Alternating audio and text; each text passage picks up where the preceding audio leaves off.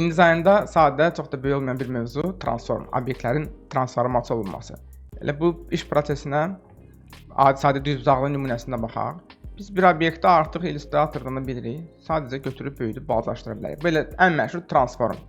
Biz əgər InDesign'da shift-ə müdaxilə eləməsək, yəni klaviaturada shift-i basmasaq, o zaman belə bir istənilən formada obyektin əvvəlki nisbətini pozmaq şəklində obyekti böyüdürüb balacalaşdırırıq. Yox, əgər obyektin özünün forması, nisbəti daha doğrusu, elə eyni zamanda həm də forması qorunub saxlanmalıdırsa, o zaman böyüdüb balacalaşdırarkən shift-i basıb saxlamaq lazımdır ki, obyekt ilkin nisbətini qoruyub saxlasın. Biz bu obyekti seçərkən ətrafında yaranan bu markerlərin hər birindən tutub istənilən istiqamətə bunu böyüdüb balacalaşdıra bilərik və ya künclərdəki markerlər vasitəsilə eyni zamanda iki istiqamətə böyüdüb və ya balacalaşdıra bilərik. Scale-dən sonra ikinci məşhur transform əməliyyatı olan rotate-i nəzər salaq. Obyekti seçdik, kənara gətirdiyimiz anda kursor öz formasını dəyişir və biz elə bu şəkildə rahatlıqla fırlada bilərik. Əgər təsadüfi deyil, müəyyən prinsiplə fırlatmaq istəyirsə, o zaman shift-i basıb saxlamaq lazımdır. 45 dərəcəlik bucaq altında hər dəfə hər 45 dərəcə, 45, 90, 135 və s.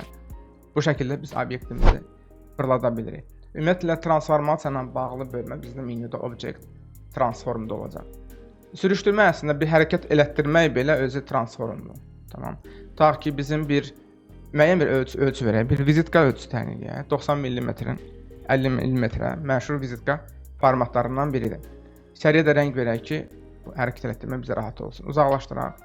Mən ta ki bizdə bir sənədin bir kağızın üzərində vizitkanı yerləşdirmişəm və istəyirəm ki, eyni vizitka sağda da olsun. Tamam, shift-i altı basıb saxlayıb səliqə ilə, smart qayıtlarının köməkliyi ilə bunu daşıyaram. Amma bir xəta olma ehtimalı həmişə var. Ona görə dəqiq, riyazi dəqiqliyi ilə köçürmə eləmək istəyirəmsə, object, transform, move və preview aktiv qalmalıdır ki, nə baş verdiyini görə bilək. Elə 90 mm düşüb bura, amma siz tutaq ki, fərqli ölçülər də verə bilərsiniz. 90 mm mənim vizitkamın eynidir. Ona görə avtomatik vizitka əvvəlki yerdən sadəcə move oldu, yəni köçdü digər yerə. Biz kopya eləsək, əvvəlki obyektimiz qalacaq burada, digəri isə bura kopyalanacaq. Kopya görürsünüz, bir vizitka kağız yerində idi, 90 mm sürüşdü bu şəkildə. İndi hər ikisini götürək, hündürlüyü nə qədər idi bizdə? 50 mm. Object, transform, move və bu dəfə üfüqi istiqamətdə bizə heç bir dəyişiklik eləmək lazım deyil. Bunu sıfırlayırıq. Vertikal istiqamətdə aşağı doğru isə, istərdim ki, 50 metr sürüşsün, 50 mm daha doğrusu. 50 daxil edib tabı bastığım anda bir xanadan digər xanaya keçdi. Aktiv xanaların yeri dəyişildi daha doğrusu. Və avtomatik preview yanıq olduğuna görə göstərdik ki, bu iki vizitka hal-hazırda hara gedəcək. Mən move deyil də, mən bunu kopyalamaq istəyirəm, ona görə kopyaladım, yuxarıdakı iki vizitka aşağı doğru sürüşdü. Obyekt seçilidir, object, transform. Daha sonra transform again-ə girək. Transform again elədiyimiz anda eyni şey təkrarlandı və transform again etdiyim halda eyni şey təkrarlandı.